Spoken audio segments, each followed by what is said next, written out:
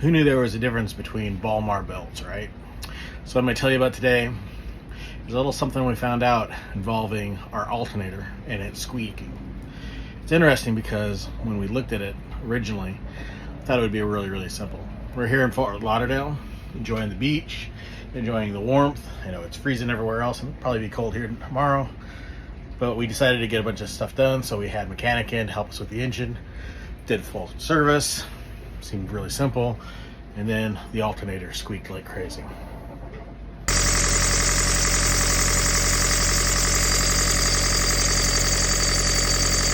On the left is a Gates belt, a 480 J10, which means it has 10 ribs across.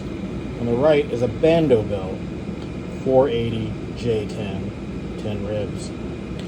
As you can see, these are much square grooves than these are rounded. I'm thinking that might be the reason for the squeak. And even edge on,